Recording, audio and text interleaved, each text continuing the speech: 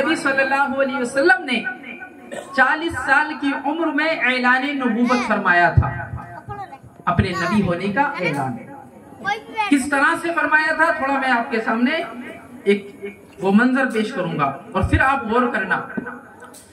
हमारे नबी सल्लल्लाहु अलैहि वसल्लम कोहे सफा पर खड़े हुए। सफा नाम की एक पहाड़ी है जो हज करने के लिए हाजी जाते हैं, उन्होंने वो देखा है, वो पहाड़ी देखी है।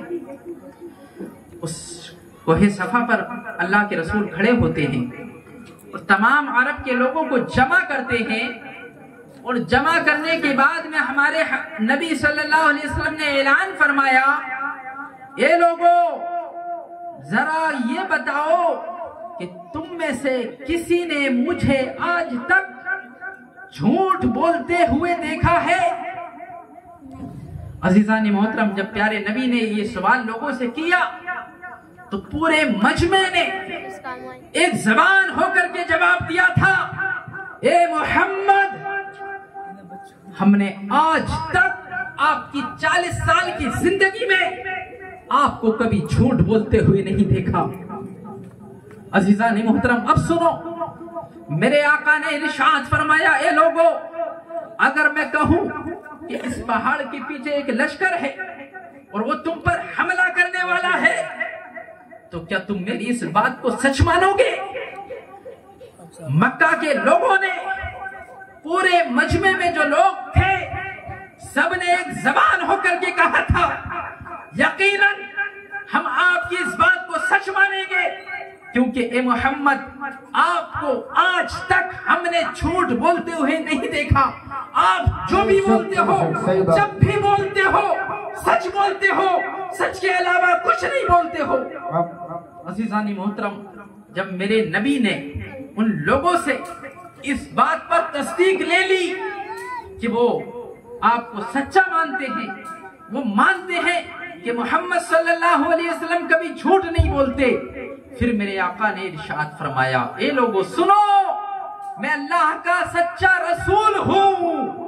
मेरे आका फरमाते हैं, लोगों सुनो, मैं अल्लाह का रसूल हूँ, अल्लाह ने मुझे तुम्हारी हिदायत के लिए भेजा है। सिर्फ एक अल्लाह की तरफ आओ, एक अल्लाह की इबादत करो और मुझे उसका रसूल मानो। अजीज़ान मोहतरम, जब प्यारे आका ने इतना फरमाया तो जो लोग अब तक ये कह रहे थे, मोहम्मद आप जब भी बोलते हो सच बोलते हो, आपकी हर बात सच्ची होती है, वही लोग ये बात सुनने के बाद में, अल्लाह के रसूल से ऐलाने नबूवत सुनने के बाद में गुस्से में आ जाते हैं, भड़क जाते हैं और कहने लगते हैं। अक्सर लोग उनमें से उल्टे सीधे जुमले अल्लाह के रसूल की बारे में बोलना शुरू कर देते हैं। कहते हैं, क्या तुमने इसीलिए हमें यहाँ इकट्ठा किया था? क्या आप पागल हो गए हो माज़अल्लाह? क्या आपका दिमाग काम छोड़ गया है?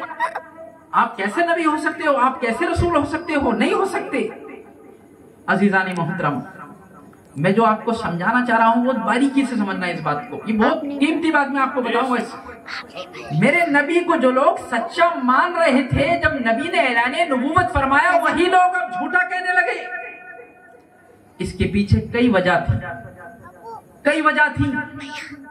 एक बहुत बड़ी वजह ये भी थी कि जब ऐलाने नबूवत हुजूर ने फरमाया था, मुसलमानों, यकीन तो अक्सर लोगों को हो गया था कि ये सच्चे रसूल हैं, यकीन तो उन्हें हो गया था, समझ तो वो रहे थे, लेकिन वो एतराफ नहीं कर रहे थे। मान इसलिए नहीं रहे थे क्योंकि उन्हें ये लग रहा था कि अगर हम इनको अपना रसूल मान लेंगे तो फिर इनका मर्तबा तो एक अलग टाइप का हमारे बीच हो जाएगा, इनको तो सबसे ज्यादा इज्जत देनी पड़ेगी, इनका मकाम तो सबसे बुलंद मानना पड़ेगा, फिर तो हम सब इनके गुलाम हो जाएंगे, इनके बताए हुए रास्ते पर चलना पड़ेगा। तो एक तरह से उनके जहन में ये चल रहा था कि इसमें हमारी इज्जत कम हो जाएगी। हालांकि ये उनकी जाहिलाना सोच थी, लेकिन उनके जहन में ये चल रहा था कि अगर हमने इनको अपना रसूल मान लिया, नबी मान लिया, तो नबी जो और रसूल जो होते हैं वो लीडर होते हैं पूरी उम्मत के। पूरी उम्मत में सबसे अफजल अगर कोई इंसान होता है तो कौन होता है? नबी, रसूल। तो उन लोगों ने सोचा कि ये इंसान जो आज तक हमारे साथ उठते बैठते थे, खाते पीते थे, आज अगर हम इनको अपना रसूल मान ले, अल्लाह का रसूल मान ले, नबी मान ले, तो इनकी तो एक अलग तरीके की शान होगी। फिर तो हमें इनको बहुत ज्यादा इज्जत देनी पड़ेगी, इनको तो बहुत ज्यादा इज्जत मिल जाएगी। तो उन्होंने सोचा हम इनको रसूल मान ही नहीं रहे, जब रसूल मानेंगे नहीं तो इन्हें इज्जत देने की जरूरत नहीं है। मुसलमानों, ये उनकी जाहिलाना सोच थी। लेकिन जिन लोगों की किस्मत में अल्लाह ने ईमान लिख दिया था, उन लोगों ने अल्लाह के रसूल को अल्लाह का रसूल माना और आक़ा दो आलम सल्लल्लाहु अलैहि वसल्लम पर ईमान लेकर के आए। और अल्लाह के रसूल को अपना आका मानने के बाद में और अल्लाह के रसूल और अपने आप को अल्लाह के रसूल का गुलाम मानने के बाद में उनकी इज्जत कम नहीं हुई, बल्कि इतनी बुलंद हो गई कि जो लोग अल्लाह के रसूल सल्लल्लाहु अलैहि वसल्लम पर आप पर ईमान लेकर के आए, आपके जमाने में उनको सहाबा इकराम कहा जाता है। और एक सहाबी का मर्तबा ये है कि पूरी उम्मत के तमाम लोग मिल करके किसी एक सहाबी रसूल के मर्तबे को नहीं पहुंच सकते। लेकिन कुछ लोगों के जहन में वही चीज थी कि अगर हम इनको अपना आका मान लेंगे तो लीडरशिप इनके हाथ में होगी और हम इनके गुलाम हो जाएंगे। मुसलमानों, ये हसद था, ये जलन, ये हसद की आग उनके सीने में थी। यही वजह थी कि रसूल कायनात को उंगली के इशारे से चांद को दो टुकड़े करते हुए देख रहे हैं, लेकिन ईमान नहीं लेकर के आ रहे हैं। रसूल कायनात सल्लल्लाहु अलैहि वसल्लम के इशारे से सूरज को वापस आता हुआ देख रहे हैं, लेकिन ईमान नहीं लेकर के आ रहे हैं। मेरे आका के मुट्ठी में कंकरों ने कलमा पढ़ा और अबू जहल ने सुना, लेकिन ईमान नहीं लेकर के आया। क्यों? क्योंकि दिल में हसद की आग लगी हुई थी। दिल में जब हसद होता है मुसलमानों, हसद जिस इंसान के दिल में पैदा हो जाए, फिर उसके सामने कितनी ही अच्छी चीज रख दी जाए, कितनी ही दलीलें दे दी जाए, वो इंसान कभी भी आपको मानने के लिए तैयार नहीं होगा। और उसकी मिसाल अल्लाह के रसूल सल्लल्लाहु अलैहि वसल्लम की जिंदगी से आपको बेशुमार मिसालें मिलती हुई नजर आएंगी। आज बहुत अफसोस के साथ ये बात कहनी पड़ रही है, वो बीमारी जो कुफारे मक्का में पाई जाती थी, मुनाफिकीन में पाई जाती थी, कि सामने से हंस मिलते भी थे, मुसाफे भी करते थे और सामने तारीफें भी करते थे, लेकिन पीठ पीछे हमेशा बुराइयां करना और अंदर से दिल ही दिल में हसद करना, जलना। अफसोस के साथ कहा जा रहा है कि आज कम नसीबी से ये बीमारी हम मुसलमानों के अंदर कसरत से पाई जा रही है, कसरत से। मुसलमानों, ये बड़ी खुशी की बात है कि हमारे इलाके में कोई आलिम पैदा हो। अगर कोई इंसान है, मिसाल के तौर पर मेरे मोहल्ले में कोई इंसान है और मेरी किसी वजह से उस इंसान से बाप दादा के जमाने से कोई खानदानी दुश्मनी है मिसाल के तौर पर, और उस घर के अंदर अगर बच्चा कोई आलिम बन जाए और अगर मैं ईमान वाला होने का दावा करता हूं, अपने आप को मुसलमान कहलाता हूं, तो मेरा ये फर्ज बनता है कि उस आलिम दीन की मैं वही कदर करूं जो अल्लाह के रसूल सल्लल्लाहु अलैहि वसल्लम ने हुक्म दिया है। अल्लाह के नबी सल्लल्लाहु अलैहि वसल्लम ने उलमा की इज्जत करने का, उलमा की कदर करने का, उलमा से मोहब्बत करने का तमाम मुसलमानों को हुक्म दिया है। ऐसा नहीं होना चाहिए कि जिस आलिम का दिल जिस आलिम को हम चाहेंगे उसकी तो इज्जत करेंगे और जिसकी नहीं चाहेंगे उसकी हम इज्जत नहीं करेंगे। ये किसी आलिम का आलिम की अगर मुफ्ती साहब से अगर मेरी नहीं बनती है और मैं मुफ्ती साहब की इज्जत ना करूं तो इसमें मुफ्ती साहब का कोई नुकसान नहीं है, लेकिन ये मेरे ईमान के कमजोर होने की बहुत बड़ी दलील है कि मैं किसी आलिम दीन से दिल में बुग़्ज़ रखूं, हसद रखूं और उससे नफरत करूं किसी भी तरीके से। इसलिए मैं आपसे गुजारिश करूंगा कि आपके इलाके में कभी भी कोई भी बच्चा आलिम दीन बने, जितना हो सके उससे मोहब्बत करना, जितना हो सके उसकी बातों को सुनना, उससे दीन को सीखना। यार ये कोई मामूली चीज नहीं होती है। इस जमाने में जिस जमाने में लोग सरकारी नौकरियों के पीछे भाग रहे हैं, जिस जमाने में लोग हाफिज और आलिम बनना पसंद नहीं कर रहे हैं, आप बात कर रहे हो ये छोटे छोटे बच्चे जो नई नई उम्र में हाफिज आलिम बन जाते हैं और शुरू से ही इनके चेहरों पर दाढ़ियां सजी हुई होती हैं। मुसलमानों, दौर वो चल रहा है कि इस दौर में 50-60 साल का इंसान चेहरे पर दाढ़ी छोड़ने के लिए तैयार नहीं है।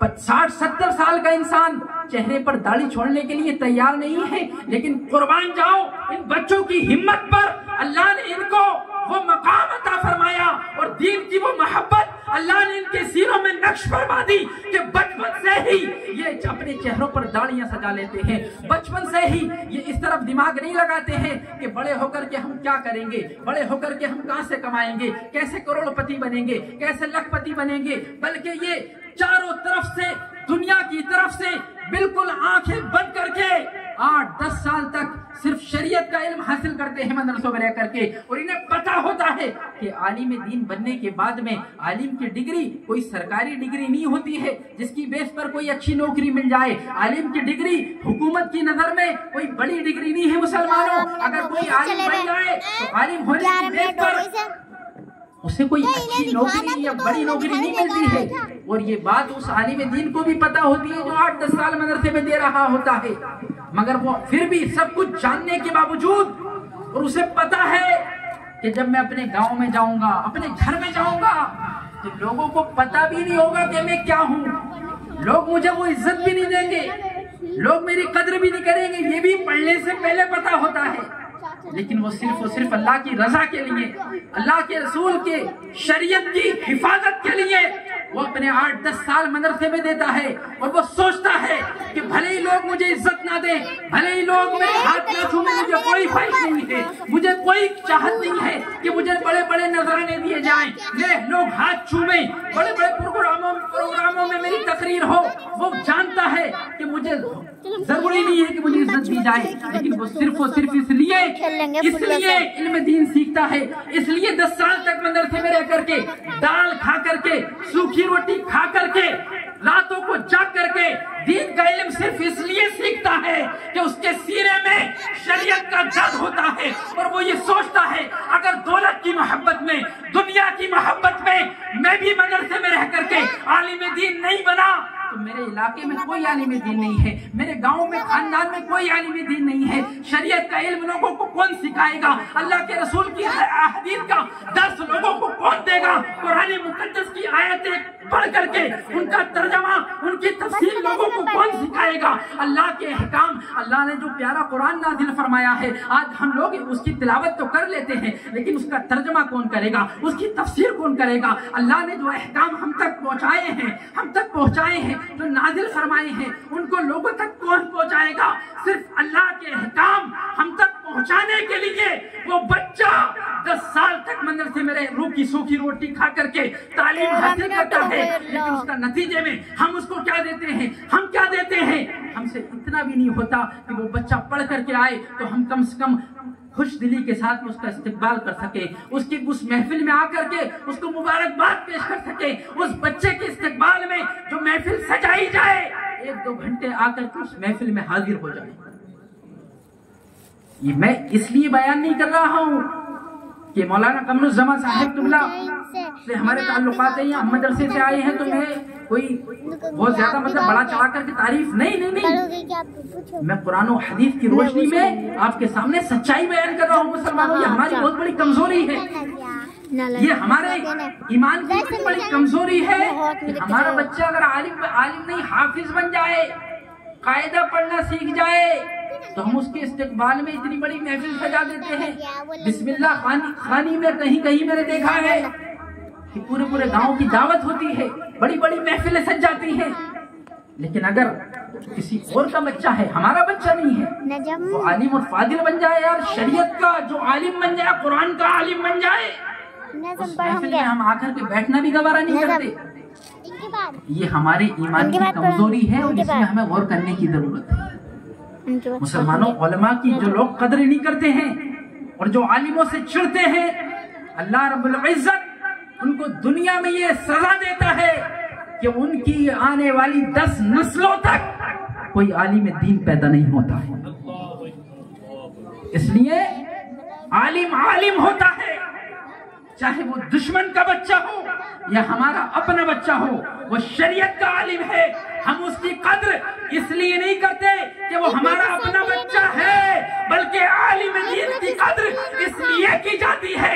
हमारे प्यारे आका इरशाद फरमाते हैं, मन ज़ारा आलिमन फकअन्नमा ज़ारनी, कि जिसने किसी आलिम दीन के चेहरे की ज़ियारत की, गोया उसने मेरे चेहरे की ज़ियारत की।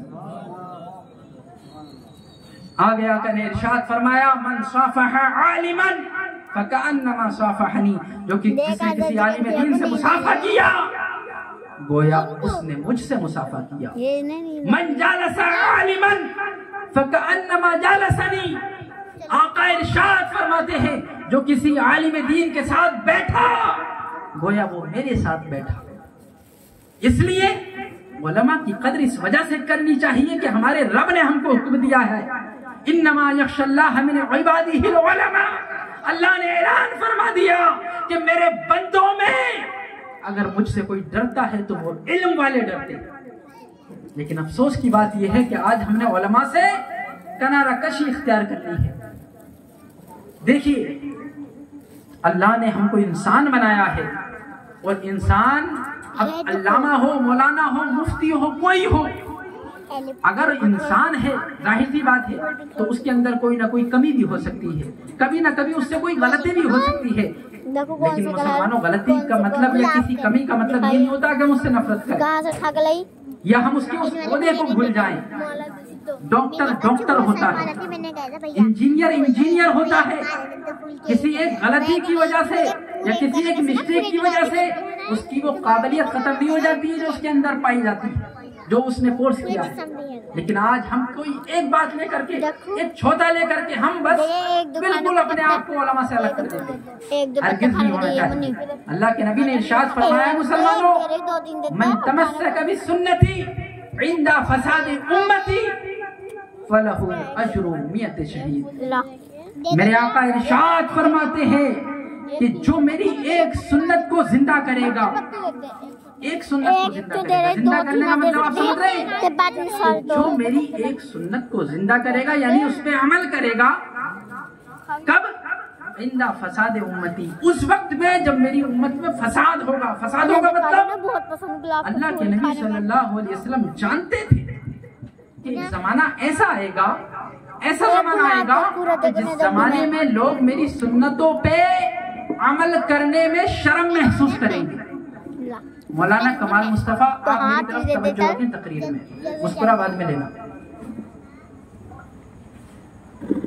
मैं तकरीर जो कर रहा हूँ अपने आप को सुनाने के लिए नहीं कर रहा हूँ, आपको सुनाने के लिए तकरीर कर रहा हूँ। अल्हम्दुलिल्लाह, ना मुझे कोई लालच है तकरीर में और ना मेरी कोई दुनियावी गर्ज। अल्लाह और उसके रसूल की रजा के लिए तकरीर हो रही है, आप दिल की गहराइयों से सुने, दाएं बाएं की कोई बात नहीं हो रही है। इसीलिए अल्लाह के रसूल इरशाद फरमाते हैं, मन तमस्सक बिसुन्नती इंदा फसाद उम्मती फलहु अज्रु मियत शहीद, कि जो फसाद के वक्त में मेरी एक सुन्नत को जिंदा करेगा, फलहु अज्रु मियत शहीद, अल्लाह रब्बुल इज्जत उसको 100 शहीदों का सवाब अता फरमाएगा। किस वक्त में जिंदा करेगा? जिस वक्त में लोग सुन्नतों पे अमल करने में शर्म महसूस करेंगे, गिरा हुआ काम समझेंगे। मेरे आका, हमारे प्यारे आका ये जानते थे एक जमाना ऐसा भी आएगा कि मेरा नाम लेने वाले, मेरा कलिमा पढ़ने वाले मेरे तरीके पर अमल करने में शर्म महसूस करेंगे, मेरा तरीका उनको पसंद नहीं आएगा, मेरे तरीके पे अमल करने में उनको शर्म महसूस होगी। इसीलिए मेरे आका ने इरशाद फरमा दिया कि इंदा फसाद उम्मती मन तमस्सक बिसुन्नती इंदा फसाद उम्मती फलहु अज्रु मियत शहीद, कि फसाद के वक्त में अगर कोई मेरी सिर्फ एक सुन्नत पे अमल करेगा तो अल्लाह रब्बुल इज्जत उसको 100 शहीदों का सवाब अता फरमाएगा। सुभान अल्लाह। नारे तकबीर, नारे तकबीर, नारे रिसालत, मसलके आला हजरत, जश्ने गौसुल वरा, जश्ने दस्तारे फजीलत, जश्ने दस्तारे फजीलत। क्या फरमाया आका ने सिर्फ एक सुन्नत को पे अमल करने में 100 शहीदों का सवाब। सुन्नत कौन सी होनी चाहिए? जिस पे अमल करना लोग छोड़ चुके हों और उस पे अमल करने में लोग शर्म महसूस करते हों। मिसाल के तौर पर एक मिसाल पेश कर दूं। दस्तरखान पे खाना अगर गिर जाए तो उस खाने को उठा करके खाना हमारे आका सल्लल्लाहु अलैहि वसल्लम की सुन्नत है। लेकिन मुसलमानों, ये ऐसी सुन्नत है जिस पर अमल करना इस जमाने में हम शर्म महसूस करते हैं।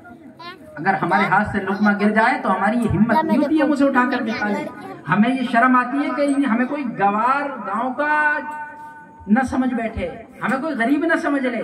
हम ये शर्म की वजह से खाना वो गिरा हुआ छोड़ देते हैं जो रिस्क अल्लाह ने फरिश्तों के जरिए हमारे लिए तैयार कराया, और वो दस्तरखान पे पड़ा है, मैला नहीं हुआ है, गंदा नहीं हुआ है, खाने के लायक वो है, लेकिन शर्म की वजह से हम उसको छोड़ देते हैं। मुसलमानों, अगर हमारे सीने में ईमान है तो दस्तरखान पे अगर खाना गिर जाए तो ये समझ के छोड़ना नहीं है कि लोग हमें क्या कहेंगे, बल्कि सुन्नत मुस्तफा समझ करके उसको उठा करके खा लेना है, जमाना जो चाहे कहे। क्योंकि मेरे नबी फरमाते फलहु अजरुमियत शहीद, उसके लिए 100 शहीदों का सवाब है। अब सुनिए, एक सुन्नत पे अमल करने में 100 शहीदों का सवाब। और मुसलमानों, जो आलिम दीन होता है, दीन का आलिम होता है, वो एक या 2 सुन्नतों को जिंदा नहीं करता है, बल्कि वो अपने हर लम्हा में, पूरी जिंदगी में, हर लम्हा, हर सेकंड, हर पल उसकी ये कोशिश होती है कि मेरा जो भी काम हो उस सुन्नत मुस्तफा की रोशनी में हो।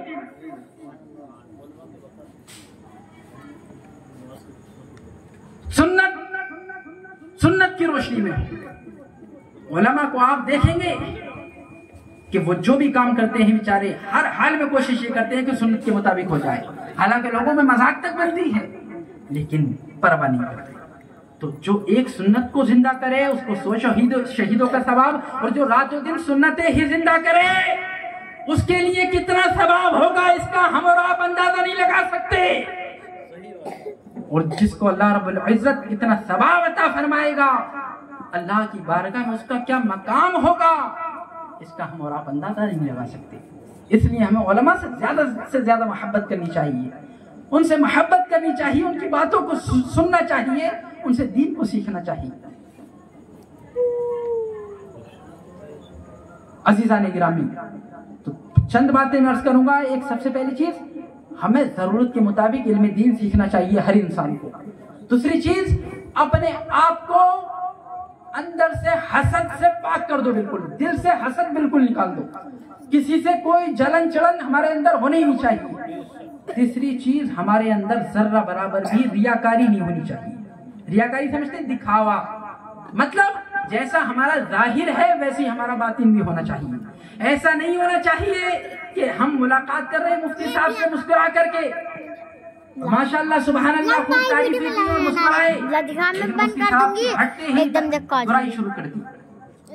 ये है रियाकारी। वो जो हमने दुआ सलाम किया, हकीकत में दुआ सलाम नहीं था, रियाकारी थी। रियाकारी में मुसलमानों सुनो, तवज्जो से सुनना, रियाकारी के तौर पर अच्छे से अच्छा अमल इंसान कर ले, उस अमल के करने का कोई फायदा नहीं है, बल्कि वो नुकसान है। दिखावे के तौर पर आलिम बनना कितना बड़ा अमल है। दीन का इल्म सीखना, अपनी जान को अल्लाह की राह में कुर्बान कर देना, ये कितना नेक काम है। अपनी जायज कमाई को अल्लाह की राह में खर्च कर देना कितना नेक काम है।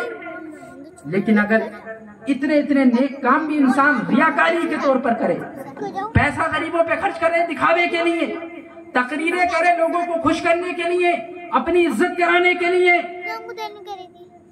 और अपनी जान कुर्बान करे सिर्फ इसलिए कि लोग मुझे शहीद कहें, मेरा नाम रोशन हो जाए, और अल्लाह की रजा हासिल करना उसका मकसूद ना हो, मकसद ना हो, तो मुसलमानों, अल्लाह के नबी इरशाद फरमाते हैं, हदीस पाक का मफहूम है, मुस्लिम शरीफ की हदीस है, मेरे आका इरशाद फरमाते हैं कि क़यामत के दिन कुछ उलमा के ताल्लुक से हुक्म होगा, अल्लाह फरमाएगा इनको जहन्नम में डालो, इनको जहन्नम में डालो।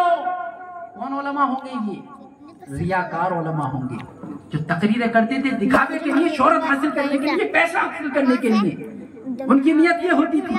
हालांकि हम किसी पर ये हुक्म खुद से नहीं लगा सकते कि कौन रियाकार है, ये अल्लाह जानता है। हम किसी को खुद नहीं कह सकते ये रियाकार है, क्योंकि ये ऐसी चीज है रियाकारी जो अल्लाह जानता है। क़यामत में ही पता चलेगा। हमारी ये जिम्मेदारी बनती है कि हर किसी को मुखलिस समझे हम, कि भाई रियाकार हम किसी को नहीं कह सकते। लेकिन जो रियाकार होता है उसका क्या अंजाम होगा ये सुनिए। क्या फरमाते हुजूर?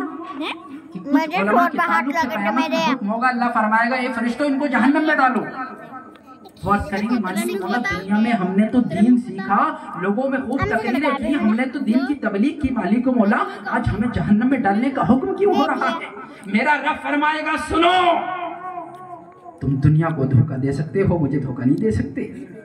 तुम दुनिया की नजर में अच्छे बन सकते हो, लेकिन इन्नहु अलीमुम बिज़ाति सुदूर, अल्लाह तुम्हारे दिलों के हालात भी जानता है। कौन सा काम किस नियत से तुमने किया है अल्लाह जानता है। और अल्लाह के रसूल इरशाद फरमाते हैं बुखारी में सबसे पहली हदीस, इन्नमल अमालु बिन्नियात, अमाल के सवाब का दारोमदार नियतों पर होता है। हुजूर फरमाते हैं वो उलमा करेंगे मालिक मौला हमने तो दीन की तबलीग की थी, हमें जहन्नम में डालने दो। अल्लाह फरमाएगा जिस नियत से तुमने तबलीग की थी, जिस चाहत से तुमने तबलीग की थी, तकरीरें की थी, वो तुम पा चुके हो। तुम्हारा मकसद पैसा हासिल करना था, शोहरत हासिल करना था, वो तुम दुनिया में पा लिया। और मेरे यहाँ तो उसी अमल का बदला दिया जाएगा जो सिर्फ मेरी रजा के लिए करके आए हो। झूठ नहीं बोलते बच्चे। फरिश्ते जहन्नम में डाल देंगे। हुक्म होगा शहीदों को बुलाया जाए, सबको नहीं, सबको नहीं, जो रियाकारी के तौर पर कत्ल हुए होंगे, दिखावे के तौर पर, शोहरत हासिल करने के लिए जिन्होंने चांदी होगी, अल्लाह की रजा के लिए नहीं, शोहरत हासिल करने के लिए अपनी गर्दन कटाई। कितना बड़ा काम किया, अपनी गर्दन कटा दी, लेकिन रज़ाए इलाही मकसूद नहीं है तो वो गर्दन कटाना कोई फायदा नहीं और जहन्नम में जाने का सबब बन गया। बड़ी से बड़ी इबादत हो, अगर मकसद अल्लाह की रजा हासिल करना नहीं है तो कयामत के दिन वो जहन्नम में जाने की वजह बन जाएगा वही अमल। अल्लाह फरमाएगा इन शहीदों को जहन्नम में डाला जाए। वो किनको? रियाकारों को। वर्ष करेंगे मालिक अल्लाह हमने तो दुनिया में अपनी जान को कुर्बान किया था तेरे नाम पे, आज हमें जहन्नम में डालने का हुक्म। अल्लाह फरमाएगा जिस नियत से तुमने अपनी जान कुर्बान की थी वो तुम दुनिया में पा चुके हो। मेरे यहाँ सिर्फ और सिर्फ उसी अमल का बदला दिया जाएगा जो सिर्फ मेरी रजा के लिए करके आए हो। हुक्म होगा कुछ सखियों को बुलाया जाए जो गरीबों पे माल खर्च करते हैं। तवज्जो फरमाएं, आप मेरी तरफ देखें। कुछ सखी जो गरीबों पे माल खर्च करते हैं, लेकिन नियत ये होती है कि लोग हमें पैसे वाला समझे, हमें लोगों का हमदर्द समझे। इस नियत से वो गरीबों पे माल खर्च करते हैं। अल्लाह की रजा हासिल करना उनका मकसद नहीं होता है। अल्लाह का हुक्म होगा इनको जहन्नम में डालो। वो अर्ज करेंगे मालिक वाला हमने तो करोड़ों लाखों गरीबों पे खर्च किए थे, तेरी राह में कुर्बान किए थे, आज हमें जहन्नम में डालने का हुक्म। अल्लाह फरमाएगा जिस नियत से तुम करके आए हो वो तुम दुनिया में पा चुके हो। तुम्हारी शोहरत हासिल करने की नियत थी, लोगों के दरमियान इज्जत चाहते थे, वो तुम दुनिया में पा चुके हो। यहाँ सिर्फ और सिर्फ उसी अमल का बदला दिया जाएगा जो सिर्फ मेरी रजा के लिए करके आए हो। अज़ीज़ाने गिरामी, बताने का मकसद ये है कि जो रवा रबी आज हम बरत रहे हैं आपसी ताल्लुकात में, के सामने से मुसाफे भी चलते हैं, हेलो हाई भी खूब अच्छी होती है, एक दूसरे की मुंह पे तारीफें भी खूब करते हैं, लेकिन जैसे इंसान सामने से हटा बुराई शुरू।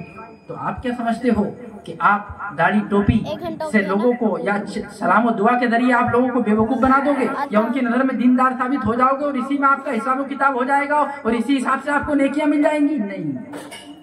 इन्नहु अलीमुम बिज़ाति सुदूर, अल्लाह दिलों के हालात जानता है। इसलिए अपने आप को रियाकारी से बचाओ। जैसा जाहिर है, अगर सामने से किसी से हंस के बोल रहे हो और उससे अपनात का इजहार कर रहे हो कि हम तुम्हारे अपने हैं या हम तुम्हारी कदर करते हैं या हम तुम्हें अपनी मिल्लत का आलिम मानते हैं या अपना कायद मानते हैं, पीछे भी आपको वही रवैया होना चाहिए।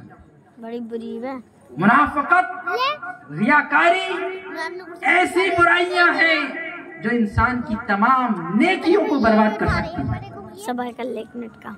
अपने अंदर हमें बदलाव लाने की जरूरत है। बहुत सारी चीजों में बदलाव लाने की जरूरत है। इस मुख्तसर वक्त में सब कुछ बयान नहीं किया जा सकता, लेकिन मैंने जो बुनियादी चीज थी कि हमारी हर काम करने से पहले नियत सिर्फ और सिर्फ अपने रब की रजा हासिल करना होनी चाहिए। वही अमल हमारा काबिल कबूल है और वही हमारे काम आएगा। और अगर अल्लाह की रजा हासिल करना मकसद नहीं है तो फिर हमारा कितना ही नेक काम क्यों ना हो, कयामत के दिन मुंह पे मार दिया जाएगा। अल्लाह की बारगाह में दुआ है, मेरे कहने में, आपके सुनने में अगर किसी तरह की कोई खामी हुई हो, अल्लाह अपने करम से मुआफ फरमाए और इस थोड़े से जिक्र को अल्लाह अपनी बारगाह में ज्यादा करके कबूल फरमाए। और हज़रत मौलाना कमरुज़्ज़मा साहिब क़िबला इनकी दस्तारबंदी के मौके पे ये प्रोग्राम सजाया गया है। अल्लाह रब्बुल इज़्ज़त की बारगाह में हम सब इनके लिए दुआ करते हैं, अल्लाह इनको खूब बड़ा मुफ्ती बनाए और अल्लाह रब्बुल इज़्ज़त इनके जरिए काम ले। अल्लाह रब्बुल इज़्ज़त इनके जरिए